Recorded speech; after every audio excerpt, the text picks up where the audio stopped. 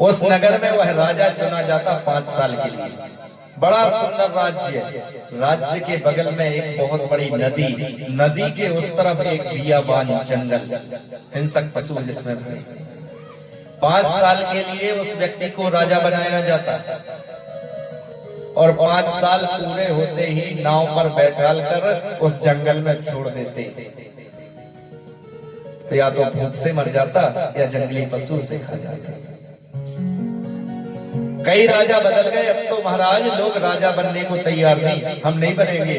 अरे ऐसा कोई इस काम का सुख कि 5 साल के लिए सुख हो और मरना पड़े, अकाल मौत।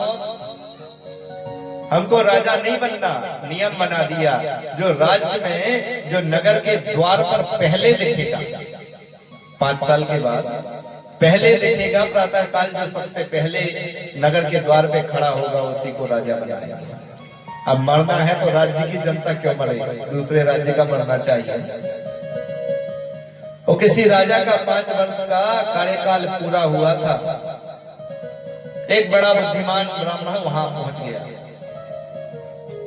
प्रातःकाल जैसे ही द्वार खुला, मंत्रियों ने पकड़ लिया, आइए महाराज, आइए महाराज, अब तो आप इस नगर के राजा हैं। ब्राह्मण ने कहा बहुत अच्छा। अरे सुनो, लेकिन मैं ब्राह्मण हूँ, भिक्षा मांगकर जीवन यापन करता हूँ, राज्य कार्य अपने बस की बात नहीं है, इस मोह में नहीं फंसना। मंत्रियों ने कहा सुनिए, प्रार्थना नहीं कर रहे, आपको ये बताया जा रहा कि अब आप राजा हैं।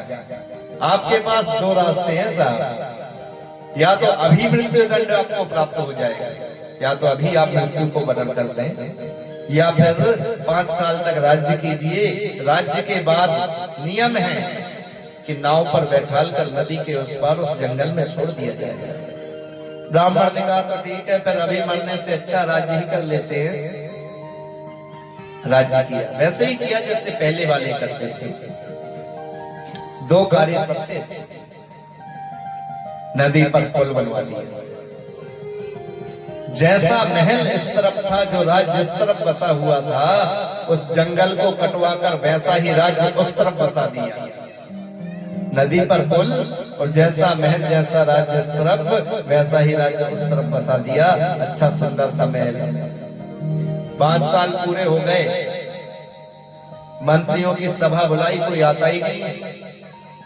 बोले हाँ मंत्री जी, 5 साल पूरे हो चुके हैं, जरा बताइए यहां रहूं या फिर वहां रहूं, क्योंकि पहले वालों ने किया नहीं था। अब जिस तरफ ऐसा यहाँ जो राज्य है वहां भी है। मंत्री जी बताइए ना, यहाँ रहूं या वहां रहूं। मंत्रियों ने हाथ जोड़कर कहा प्रभु, अब आप तो राजा हैं, अब चाहे आप यहाँ रहो और चाहे वहां रहो, एक ही बात है, बस इतने ही बुद्धिमान राजा की आवश्यकता थी। कहानी बहुत छोटी सी, अर्थ बहुत बड़ा है। इस प्रभु ने 5, 10, 100 साल के लिए तुमको ये राज्य दिया है, मनुष्य शरीर का। तो जैसा सुख तुम्हें यहाँ मिल रहा है ना, जो राज्य तुम्हारा यहाँ है, धर्म कर्म के कार्य करते रहो, भगवान का भजन करते रहो।